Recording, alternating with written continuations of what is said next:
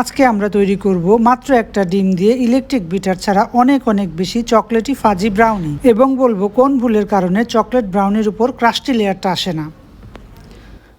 প্রথমে আমরা নিব চকলেট 59 থেকে 60 গ্রাম, বাটার 26 গ্রাম, মাইক্রো ওভেনে 30 সেকেন্ড দিয়ে বাটার এবং চকলেট মেল্ট করে একটা হ্যান্ড হুইক্স দিয়ে ভালো মতো মিশিয়ে নিব। তারপর শুকনো একটা বাটিতে ডিম ভেঙে হ্যান্ড হুইক্স দিয়ে ফেটবো 5 মিনিট, তারপর চিনি দিয়ে ফেটবো আরও 5 মিনিট।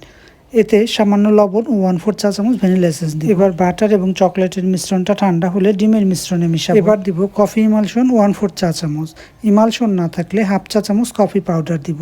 এতে আরও মিশাবো ময়দাটা একটু চেলে নিব, তারপর দিব মালয়েশিয়ান কোকো পাউডার, এটাকেও একটু চেলে নিব। এবার একটা হ্যান্ড হুইক্স দিয়ে খুব ভালো মতো মিশিয়ে নিব। এবার দেব 1 টেবিল চামচ ফুটন্ত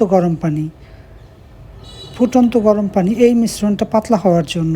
সব কিছু ঠিকঠাক, শুধুমাত্র একটু পণ্ডিতির কারণে আমার কেকটার উপরে ক্রাস্টি ভাবটা আসে নাই। পরবর্তী ভিডিওতে proper crusty chocolate fudgy brownie recipe দেখতে পাবেন।